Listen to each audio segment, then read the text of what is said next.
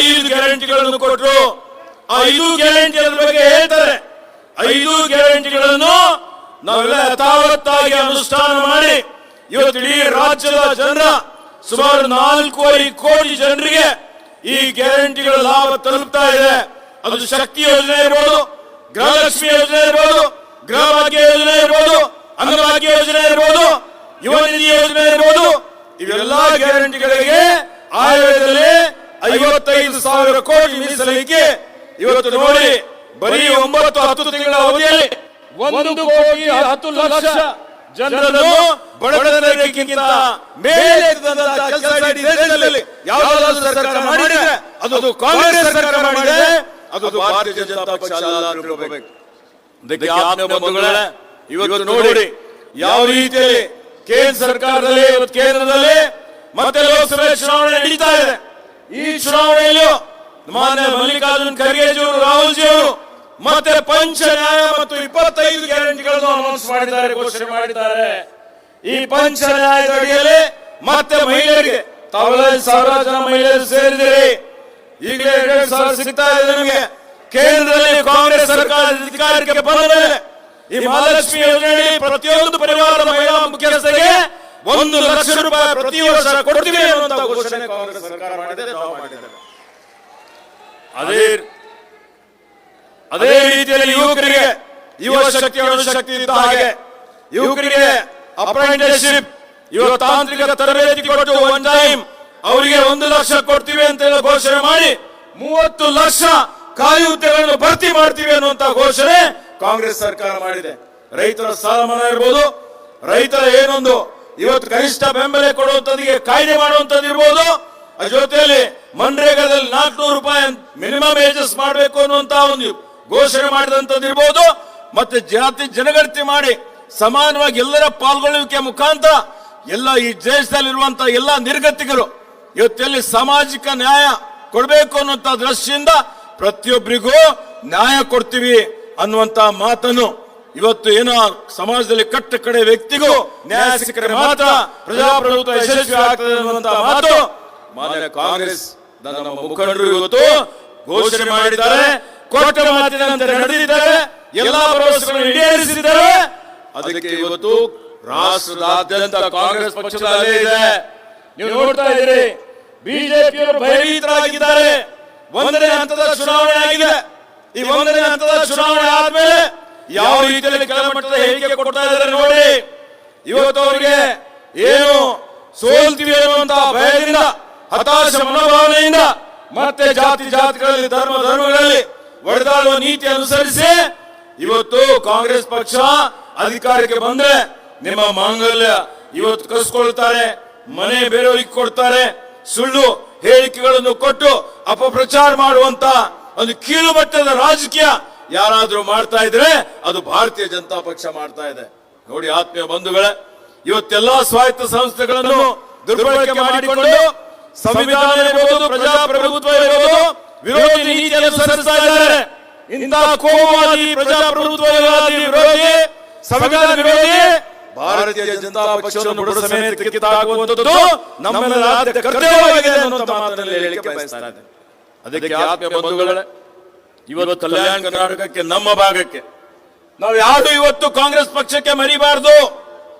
ಇದು ನಮ್ಮೆಲ್ಲ ಹಿರಿಯರು, ನಮ್ಮ ತಂದೆಯವರು ಕನಸಿದ್ದ ಪೂಜಾ ಭೀಮಣ್ಣ ಖಂಡ್ರೆಯವರು ಈ ಭಾಗಕ್ಕೆ ವಿಶೇಷ ಸ್ಥಾನಮಾನ ಸಿಗಬೇಕು ಅಂತ ಹೇಳಿ ಆ ಸ್ಥಾನಮಾನ ಸಿಗಲಿಕ್ಕೆ ಸಂವಿಧಾನ ಅನುಚ್ಛೇದ 371ರಲ್ಲಿ ತಿದ್ದುಪಡಿ ತಂದು ಮಾನ್ಯ ಮಲ್ಲಿಕಾರ್ಜುನ್ ಖರ್ಗೆಜಿಯವರು ಸತತ ಪರಿಶ್ರಮ, ದಿವಂಗತ ಧರ್ಮ್ ಸಿಂಗ್ ಅವರು ಅದ್ರ ಜೊತೆಯಲ್ಲಿ ಅದನ್ನು ಅನುಷ್ಠಾನ ಮಾಡಿದಂತ ಕೀರ್ತಿ 2013ರಿಂದ ಯಾರಿಗಾದ್ರೂ ಸಲ್ಲದೆ ಅದು ಮಾನ್ಯ ಸಿದ್ದರಾಮಯ್ಯ ಸಾಹೇಬರಿಗೆ ಸಲ್ತದೆ ಅನ್ನುವಂತ ಮಾತನ್ನು ಹೇಳಿಕೆ ಬಯಸ್ತಾ ಇದ್ದೇನೆ. ಈಗ ಇವತ್ತು ನೋಡಿ, ಹಿಂದಿನ ನಮ್ಮ ಸರ್ಕಾರದಲ್ಲಿ 5 ವರ್ಷದಲ್ಲಿ 1000 ಕೋಟಿ ರೂಪಾಯಿ ಹೆಚ್ಚಿನ ಅನುದಾನ ಬಂದಿದೆ. ಇವತ್ತು ಅನೇಕ ನಮ್ಮ ವಿದ್ಯಾರ್ಥಿಗಳಿಗೆ ಮೆಡಿಕಲ್ ಸೀಟ್ ಸಿಕ್ಕಿದೆ, ವರ್ಷಕ್ಕೆ 70 ಸಿಗೋದು 200 ಸೀಟ್ಗಳು ಸಿಕ್ಕಿದೆ. ಇವತ್ತು ನಮ್ಮ ಭಾಗದ ಏನು ಸರ್ಕಾರಿ ನೌಕರಿಗೆ ಅವರಿಗೆ ಮುಂಬಡ್ತಿ ಸಿಕ್ಕಿದೆ. ಖಾಲಿ ಹುದ್ದೆಗಳು ಸುಮಾರು 30,000 ಹುದ್ದೆ ಭರ್ತಿ ಮಾಡಿದ್ದೇವೆ. ಅದರ ಜೊತೆ ಈಗ ಮತ್ತೆ ಭರ್ತಿ ಮಾಡ್ತಾ ಇದ್ದೇವೆ. ಯಾರು ಕೊಡುಗೆಯಪ್ಪ ಇದು? ಕಾಂಗ್ರೆಸ್ ಸರ್ಕಾರ ಕೊಡುಗೆ, ಬಿಜೆಪಿ ಕೊಡುಗೆ?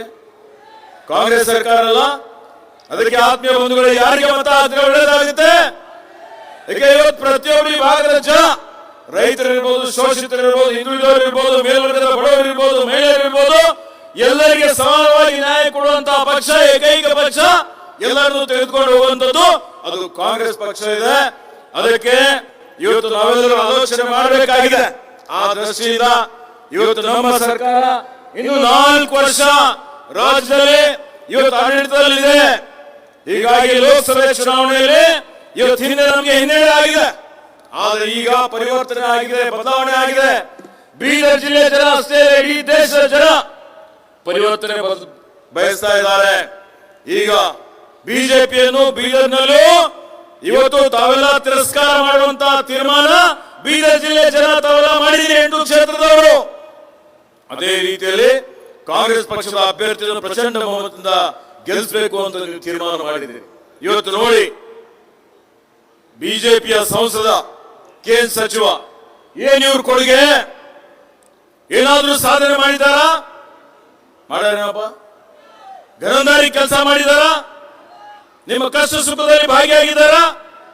ಕೊರೋನಾದಲ್ಲಿ ಹೇಳಿದೆಯಪ್ಪ, ಜನ ಸಾಯ್ತಾ ಇದ್ದಾಗ ಮೌನಾಚರಣೆ ಮಾಡ್ತೀನಿ ಅಂತ ಹೇಳಿ ಆಕ್ಸಿಜನ್ ಇಲ್ಲದೆ, ಬೆಡ್ ಇಲ್ಲದೆ, ರೆಮ್ಡೆಸಿವಿರ್ ಇಂಜೆಕ್ಷನ್ ಇಲ್ಲದೆ ಈ ಬಿಜೆಪಿಗಳು ಎಷ್ಟು ಬಂಡರು ಅಂತ ಹೇಳಿದ್ರೆ ನೋಡಿ.